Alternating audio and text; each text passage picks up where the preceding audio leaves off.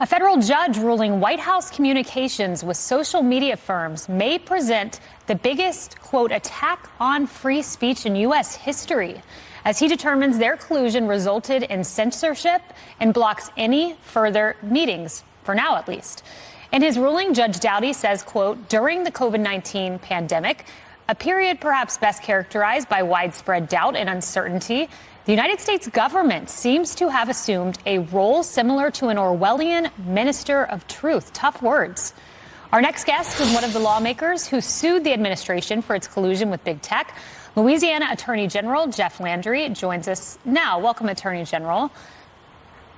Well, good morning.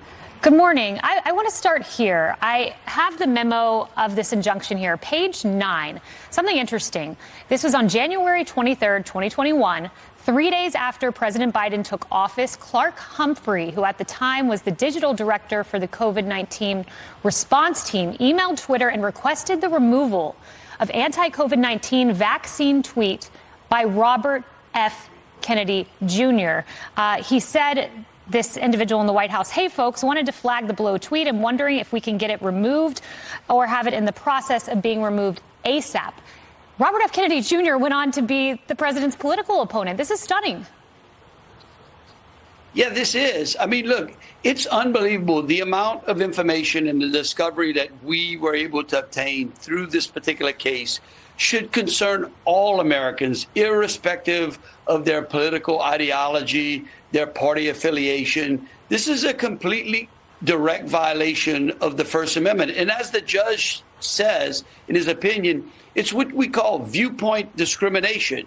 It is when Americans out there are muzzled when they're trying to ask questions or basically oppose policies that their government is imposing on them. And it didn't matter. This government didn't care whether you were a Democrat or Republican. Your example is right on point. I mean, here we have Robert Kennedy Jr.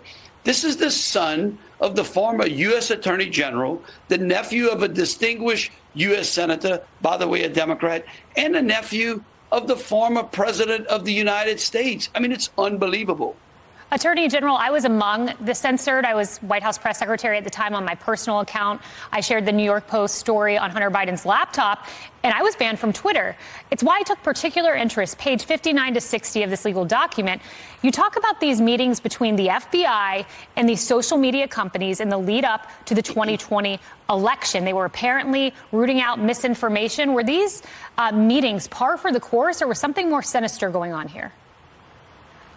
No, look, I think the judge basically spells it out. He does it in this great 120-page opinion. He takes things step by step. He says, look, the government went out there and censored Americans' speech on COVID-19, on vaccine policies, on mask mandates, on election questions, and the Hunter Biden laptop. The FBI knew that the Hunter Biden laptop was real, and yet they told the social media platforms that to be on the lookout for Russian interference. And then the Hunter Biden laptop story comes out. They never go back and tell the social media companies, oh, this is a real thing. They allow the social media companies to take down the New York Post articles and basically debunk the whole myth that the Hunter Biden laptop was actually real.